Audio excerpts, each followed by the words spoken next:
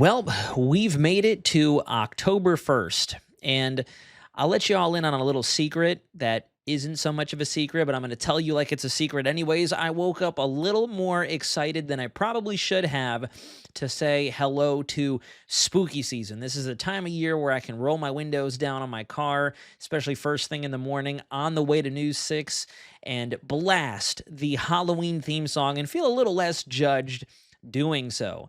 Now, even though we're getting deeper into the fall season, spooky season is here. We've got a lot of seasons. We want to talk about the hurricane season today. We still have about another 60 days ahead of us before we can finally close the book on the 2025 Atlantic hurricane season. And this is what we've got going on out there right now. Humberto has gone post-tropical. It's no longer a tropical system. And if you look at the satellite, I fully respect the decision that National Hurricane Center has made. It looks more like what we call a baroclinic feature with a temperature gradient through it, where you have colder air to the north of it and then warmer air to the south of it. That's the difference between the systems that move across the upper United States with our fronts versus your tropical systems. Tropical systems are uniformly warm all the way around. And we'll want to start to distinguish between the two because as we get deeper into fall and then eventually winter, we're going to shift gears away from convective season, thunderstorm season, to more of frontal season as we wrap up the hurricane season. Then Imelda has actually strengthened to a Category 2 system as of earlier today.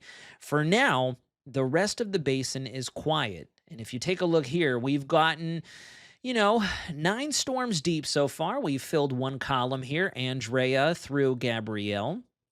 And then down to Imelda with 2 different Category 5s. A Category 4, and Imelda is going to try to make a run for Category 3 major hurricane intensity. Next name on the list is Jerry. And to tell you the truth, the main reason I bring this up for you is if the conditions remain as favorable as what we're looking at right now for the month of October, we could very well get through that second middle column from Jerry all the way down to Nestor, excuse me. That was last year. Having flashbacks to last year, especially since October dealt a hefty hand for a lot of us. Now, looking at the history behind October, this is where we start to shift gears.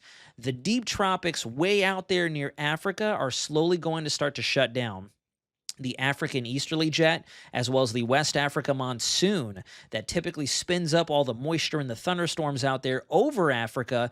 Then the jet kicks those features out over open water to become our tropical waves. As we get further into fall, we're going to start to see all that begin to retrograde back towards the south and lose latitude, and we're going to close down the tropics.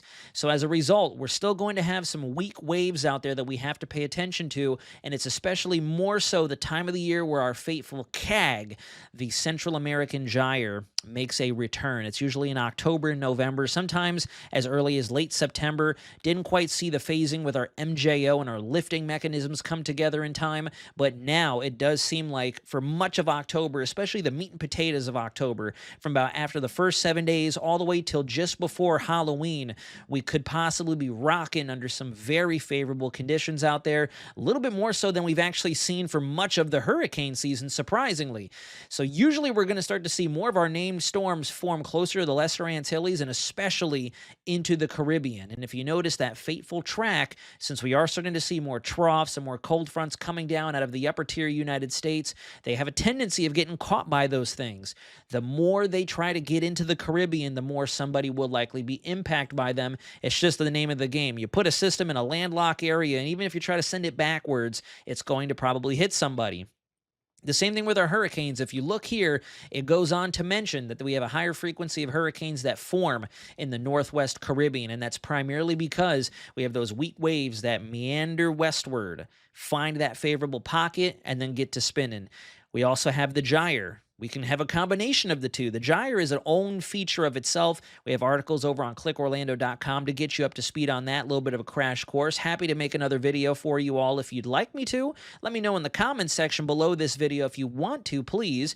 Love to educate you a little bit more on some of the features we're going to be tracking for the remainder of the hurricane season. But this is the time where we got to kind of focus in a little bit. And by that, I mean we got to retract the magnifying glass and put it on down into where it's closer to home. So, this is the point in the season where we start to see things spin and we won't quite have as much lead time as watching it across the Atlantic Ocean.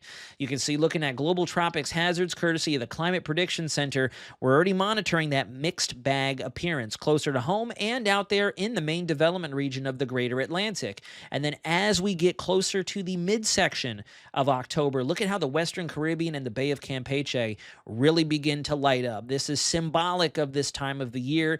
Some notable storms. We all remember Milton from last year, another Category 5, Hurricane Michael in 2018. Both of these systems came to be in the month of October in those same general spots. Helene, albeit at the very tail end of September, also occurred in that same general spot. So the key takeaway here is for this tropical update is we're not quite done with the hurricane season just yet. And believe it or not, 25% of our overall named storm activity does tend to occur in October. And with the building La Nina we have out in the equatorial Pacific, we also have some cooling waters up in the North Pacific breaking down that heat dome that may have been causing some ruckus for all the tropical basins. I do think, hypothetically speaking, October could very well be a wild card, and I think we're really going to see what the grand finale of this season has to offer